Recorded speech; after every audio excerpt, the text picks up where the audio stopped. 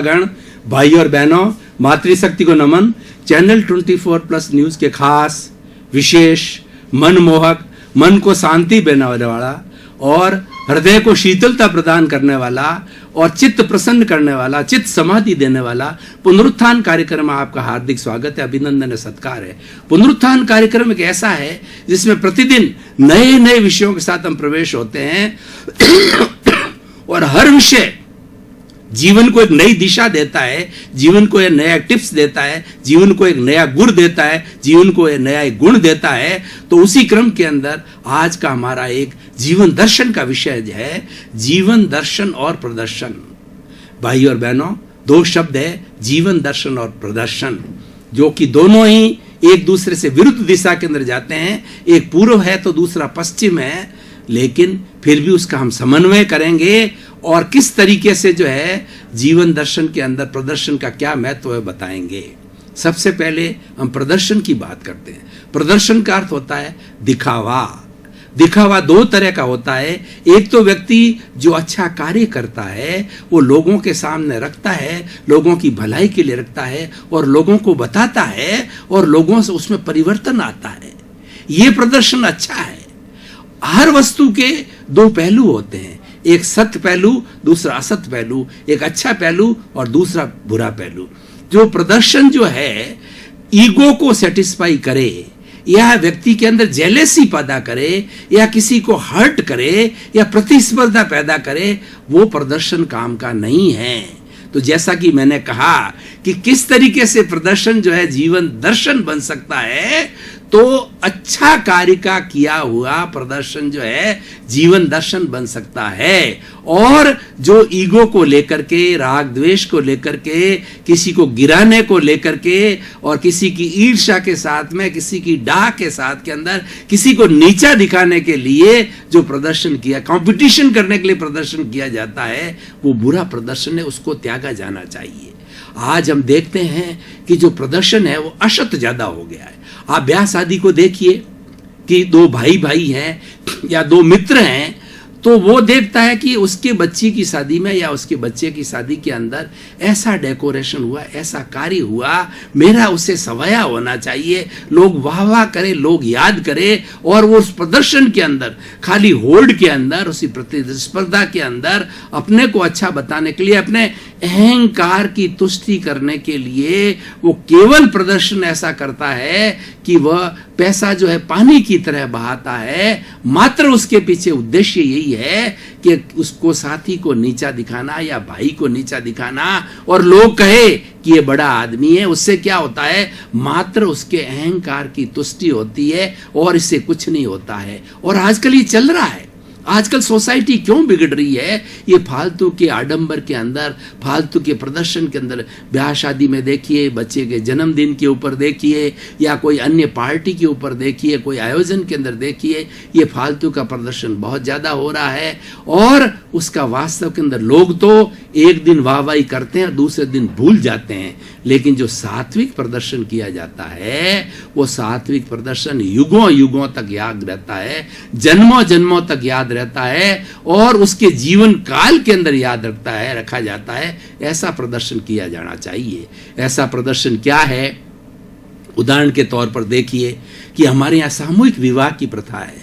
कुछ ऐसे लोग होते हैं, बेचारे गरीब होते हैं, अपाहिज होते हैं और उनको कन्यादान करने के लिए पैसा नहीं होता है। तो ऐसे संबंध के अंदर कोई व्यक्ति ये जो है बीड़ा उठाए कि इतने जोड़ों का मैं शादी करवाऊंगा, या किसी बहुत बड़े सन्यासी का, बहुत बड़े गुरु का सत्संग कराना है, जैसे गांधी मैदान पूरा भर जाए उसके लिए और लंबे समय तक कराना है कि लोग उस आयोजन का फायदा उठावे, लोग धर्म की ओर प्रवृत्त हो, लोग अच्छाई की प्रवृत्त हो और जो मानवीय मूल्य गिर रहे हैं लोग फिर से अपने आप में परिवर्तन बदले और लोग जो हमारी पुरानी संस्कृति है उसको पुनः धारण करे। ऐसा कार्य कराया जाता है तो कितना सद परिवर्तन है।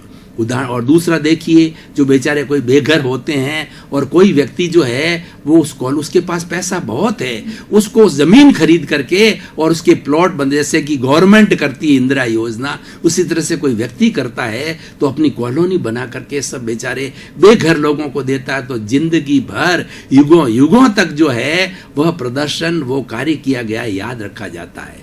भाइयों और बहनों, प्रदर्शन के लिए हमने काफी बात करी, अब हम जीवन दर्शन की बात करते हैं।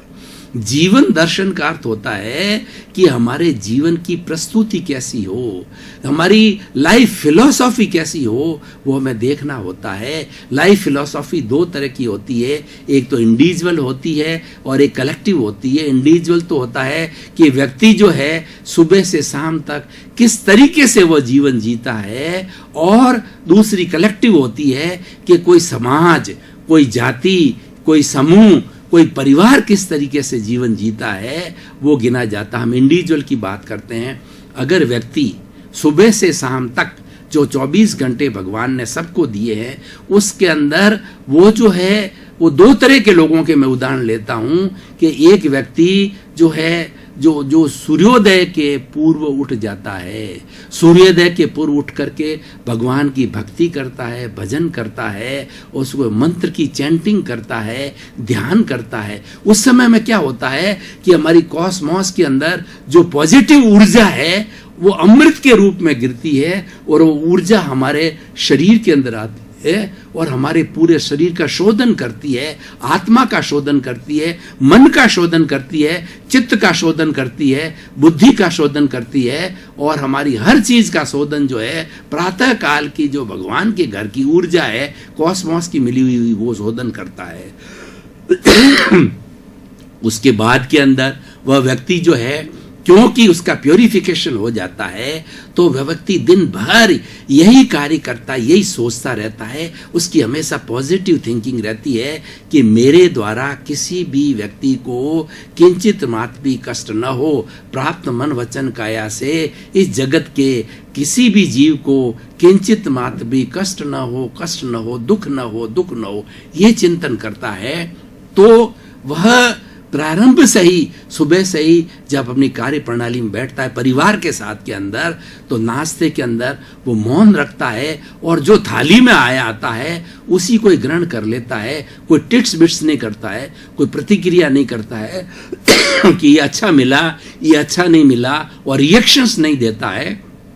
उसके बाद के अंदर जब वो अपनी कर्म जो है भूमि पर जाता है, कर्म शैली पर जाता है, बिजनेसमैन है या नौकरी पैसे वाला है, प्रशासक है या मंत्री है या कोई भी है, तो जो जो कार्य जो उसको आवंटित है उस कार्य के लिए जाता है। और उस कार्य के अंदर, उसके सेंटर के अंदर, माइंड के सेंटर में क्या होता है कि मुझे लोगों का कल्याण करना। मैं एक उदाहरण के तौर बताना चाहता हूं भाइयों और बहनों। कुछ समय पहले हमारे बिजली बोर्ड के अंदर उच्च पद के ऊपर एक 2.5 फुट की महिला आई थी, उसका नाम मैं भूल रहा हूं। वो बोनी महिला थी और उसको उच्च पद दिया गया डायरेक्टर के रूप के अंदर। तो उसने ये सब जगह प्रसारित कर दिया, अगर किसी को बिजली के संबंधी कोई परेशानी हो तो मेरा व्यक्तिगत मोबाइल नंबर ये है, इस मोबाइल नंबर के ऊपर बात की जाए। तो एक एग्जाम्पल देना चाहता हूं कि किसी व्यक्ति ने इस बात को पकड़ा और किसी व्यक्ति का जो है बीपीएल का कनेक्शन जो है गांव के अंदर उस महिला के एरिया में, डायरेक्टर महिला के एरिया के अंदर वो स्वीकृत हो चुका था, लेकिन स्वीकृत होने के बाद के अंदर भी 6 महीने तक नहीं दिया गया इंजीनियर के द्वारा, एक्सीएन के द्वारा, ईएन के द्वारा, जेईन के द्वारा। तो जो जागरूक व्यक्ति जिसने सुना था कि डायरेक्टर महिला ने जो है हमको कहा था कि हमारे से बात करो, उन्होंने तुरंत उस नंबर पर बात करी। उन्होंने कहा कि आप एक तो कागज लेके आ जाइए और जिससे घर के अंदर कनेक्शन होने वाला उनको लेकर के आइए। उन्होंने बात की, हाथों हाथ उस कागज को देख करके एक्सीएन को लथाड़ा, एईएन को लथाड़ा। 6 महीने तक आपने कनेक्शन क्यों नहीं दिया और आप चुपचाप कैसे बैठे रहे? जब गवर्नमेंट ने बीपीएल को सुविधा दी है तो उसका 24 आवर्स के अंदर वो लथाड़ के साथ कनेक्शन कर दिया गया। देखिए, वो भी महिला है, 2.5 फुट की बौनी महिला जोधपुर में आई थी और उसने बहुत बिजली बोर्ड का उसकी धाक थी और उसने सुधार किया। तो इस तरीके से जो व्यक्ति अपने दिमाग के अंदर विधायक भाव रखता है कि मुझे तो कुछ न कुछ भला करना है, मुझे बुरा नहीं करना है, जितना मेरे पास के अंदर साधन है उस साधन के रहते हुए करता है तो वो कितना महान होता है। उदाहरण के तौर पे देखिए कि कोई बहुत बड़ा फैक्ट्री वाला व्यक्ति है तो वो फैक्ट्री के अंदर प्रवेश करता है, उसके मन के अंदर एक ही भाव है कि मुझे तो विधायक रूप में रहना है, तो कर्मचारी कोई गलती करेगा उसको बच्चे की तरह, भाई की तरह बुला के करेगा। इस तरीके से कार्य नहीं करना, इससे फैक्ट्री का नुकसान होता है, ये अपना नुकसान होता है और आपकी भी सेफ्टी नहीं है, ध्यान रखना चाहिए। तो ये बात समस्त श्रमिकों के अंदर, ऑफिस में काम करने वालों के अंदर, अकाउंट्स वालों में फालतू के, हमारे सेठ जी जो है फालतू की नहीं बात करते हैं और अच्छा पगार देते हैं, क्यों? सेठ जी को तो जो है सेवा करने का काम है। सेठ जी की जो आय होती है अपने लिए जो 5-10% आय को रख करके और शेष लोगों के अंदर बांटती है, हजारों लोगों का पेट भरना है, उसको तो अपना घर नहीं भरना है, अपना बैंक बैलेंस नहीं करना, अपने अटालिकाएं खड़ी नहीं करती, अपने कारों की लाइन नहीं लगानी है, उसको तो लोगों का भला करना उसके मन के अंदर यही है, तो वो उसके अनुरूप कार्य करता है। तो भाई और बहनों, ये जीवन दर्शन है। सच्चा जीवन दर्शन ये है कि हम स्वयं का कितना मंगल करते हैं, स्वयं का कितना कल्याण करते हैं, स्वयं का कितना भला करते हैं। क्यों? कोई भी कार्य करे तो पहले स्वयं का भला होना चाहिए। स्वयं का भले का मतलब ये है कि हमारा स्वास्थ्य, सबसे 5 तरह के स्वास्थ्य जो है WHO ने अभी बताए गए हैं, वो पूर्ण रूपेण स्वस्थ व्यक्ति होता है। पहला होता है फिजिकल हेल्थ, दूसरा होता है मेंटल हेल्थ, तीसरा होता है इमोशनल हेल्थ, चौथा है स्पिरिचुअल हेल्थ और पांचवा होता है सोशल हेल्थ। अच्छे लोग होते हैं वो पांचों तरह की हेल्थ का कॉम्बिनेशन करते हैं, क्योंकि उनका उद्देश्य अच्छा है।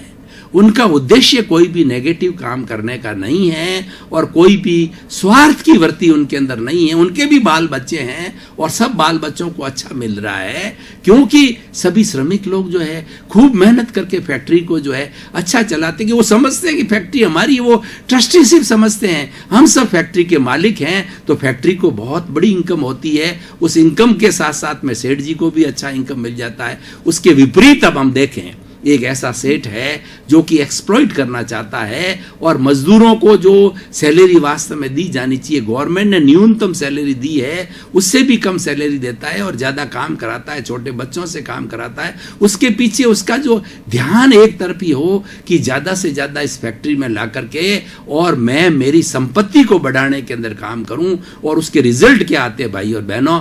वो इतनी संपत्ति जब इकट्ठी कर लेता है तो उसकी संतान आपस में लड़ती है, उसके रहते रहते लड़ती है कि पिताजी ने हमारे को कम दिया, उसको ज्यादा दिया, और उस जो विभाजन करने के बाद तो बड़े झगड़े हो जाते हैं, मन मुटाव हो जाता है और यहां तक होता है कि सारी संतान जो है अपने माता पिता से बोलना तक बंद कर देती। जब वो वृद्ध हो जाते हैं, जो काम धंधा छोड़ देते हैं, जब उनकी सेवा की अवस्था होती है, हर एक उनको छोड़ छोड़ के चला जाता है, जबकि उस सेठ जी ने पूरे जीवन भर तक जो है करोड़ों अरबों रुपए कमा करके उनको दिया। क्यों? लालच बुरी बला है। वो एक बहाना ले लेते हैं कि इसको ज्यादा दिया, मेरे को कम दिया। इस तरीके से मूल क्या है? वो सेवा नहीं करना चाहते हैं और उसकी जगह अगर बच्चों को संस्कार दिए जाए, धन नहीं दिया जाए कि बच्चों जैसे अगर आप अपने माता पिता की सेवा करोगे तो निश्चित रूप से जो है तुम्हारी संतान तुम्हारी सेवा कर, तुम्हारी संतान देख रही है कि तुम अपने माता पिता की कितनी सेवा करते हो, माता पिता है कितने आज्ञाकारी हो, माता पिता कितनी चित्त समाधि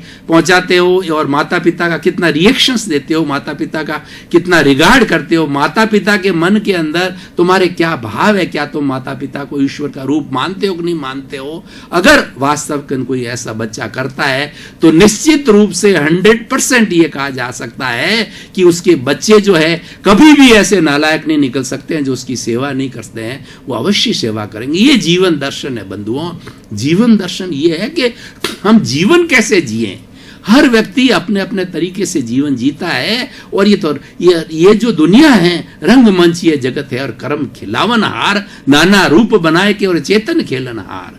हम हर व्यक्ति जन्म लेता है और जन्म लेने के साथ साथ में उसका रिटर्न टिकट साथ में आता है, उसकी आयु निश्चित है, वो जाता है। और जिस तरीके से हम कोई भी अपने रंगमंच के ऊपर जो है प्लेटफॉर्म के ऊपर अपने अपने रोल अदा करते हैं, राम का, सीता का, हनुमान का आदि आदि, उसी तरह से हर एक व्यक्ति अपने जीवन में आता है और अपना वो रोल अदा करके एक दिन चला जाता। पर क्वेश्चन ये है कि किसने किस तरीके का जीवन जिया, किस तरीके का रोल अदा किया। एक ने सोसाइटी को बहुत लाभ पहुंचा, बहुत फायदा पहुंचाया, सोसाइटी का भला किया और समाज को बड़े अच्छे संस्कार दिए, परिवार को अच्छे संस्कार दिए। वो व्यक्ति हमेशा हमेशा के लिए अमर हो जाता, उसको हमेशा हमेशा के लिए याद किया जाता है क्योंकि उसकी सोच बड़ी है। तो मैं ये कहना चाहता हूं कि जीवन दर्शन अच्छा कौन सा होता है जिसके अंदर पॉजिटिव थिंकिंग होती जाइए बंधुओं। इसलिए भाइयों और बहनों, दर्शकगण, मैं एक शिक्षक होने के नाते, एक प्रोफेसर और कुलपति होने के नाते मेरी क्लास लेता हूं कभी भी तो पहले मैं 3 बार बुलाता हूं मेरे स्टूडेंट को कि आप ये हृदयंगम कर दो तो आपकी शिक्षा पूरी हो जाएगी। क्या वो चीजें हैं? थिंक पॉजिटिव, डू पॉजिटिव और बी पॉजिटिव। भाई और बहनों, दर्शकगण, श्रोतागण, विधायक भाव जीवन का एक अमूल्य नक्षत्र है, जीवन का एक अमूल्य रत्न है, बहुत बड़ा ज्वेल है।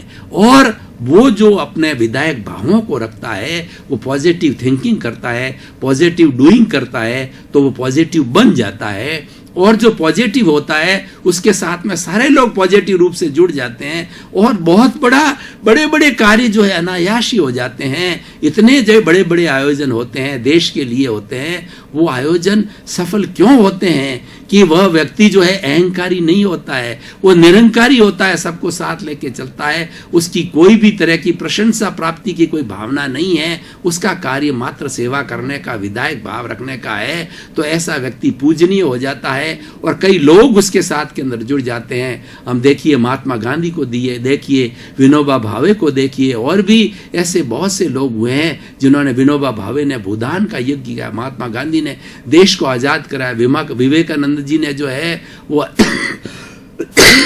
अध्यात्म का पाठ दिया और दयानंद सरस्वती जी ने कई कुरीतियों के ऊपर कुठाराघात किया, तो लोग उसके साथ में हो गए। और वर्तमान में हमारे जो प्रधानमंत्री जो नरेंद्र मोदी भाई जो हैं, नरेंद्र भाई मोदी, उसके साथ भी जनता है क्योंकि उनके पास में विजन है और वो अच्छा कार्य करते हैं, अच्छी सोच है उनकी, पॉजिटिव थिंकिंग है। तो पॉजिटिव थिंकिंग के कारण में लोग उनके साथ जुड़ जाते हैं। देखिए नोटबंदी के अंदर लोगों को कितनी परेशानी हुई, लोगों को कितनी लंबी लाइन में खड़ा रहना पड़ा, भूखे रहना पड़ा, शादियां रुक गई, कई तरह के घर के काम सारे रुक गए और बड़े परेशान हुए लोग। लेकिन जनता उनके साथ में थी क्योंकि उन्होंने सोचा था कि काला धन बाहर निकलेगा और ये फालतू की फर्जी कोई भी नोटबाजी है वो सब बंद हो जाएगी। एक बार पूरी स्वच्छता नोट के हिसाब से, मुद्रा के हिसाब से एक बार स्वच्छता आ जाएगी। और वास्तव में वो स्वच्छता आई और बैंकिंग प्रणाली में सुधार हुआ, इंटरनेट के अंदर सुधार हुआ और सब हम रिजल्ट देख रहे हैं आज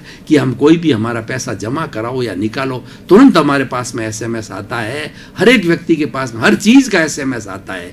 जो भी आपकी कार्य, आपको ऐसा नहीं कि बैंक जाकर के बार बार पूछना पड़ता है कि मेरे जो है वो लॉकर रेंट का क्या हुआ, मेरे जो है वो फला किस्त का क्या हुआ और मेरे पैसे जमा हुए कि नहीं, कितना बैलेंस, जरूरत नहीं है। हर चीज़ का आजकल एसएमएस, हर बात का, छोटी बड़ी बात का एसएमएस आता है क्योंकि पूरा इंटरनेट से, सिस्टम से जोड़ दिया गया है। तो ये जीवन दर्शन है भाई और बंधुओं, ये सुधार का कार्य है। व्यक्ति को सुधार के कार्य की तरफ देखना चाहिए और लोगों को मोटिवेट करना चाहिए। अगर हम नियम से चलेंगे, डिसिप्लिन से चलेंगे, सुधार के कार्य से चलेंगे और सारे लोग ईमानदारी से चलेंगे, सारे लोग सिस्टम को फॉलो करेंगे तो सिस्टम सबका भला करने वाला होगा। इसी का ये जीवन दर्शन, इसको हमें जो अपनाना भाई और बहनों, दर्शकगण, श्रोतागण, जैसे कि हमारी पुनरुत्थान कार्यक्रम की परंपरा है, पुनरुत्थान कार्यक्रम के हर विषय को, हर टॉपिक को जो है हम कसौटी पर कसते हैं। जैसे कि सुनार सोने को कसौटी पर कसता है, उसी तरीके से तो आज हम कसौटी पर कसना चाहेंगे कि जीवन दर्शन और प्रदर्शन जो है,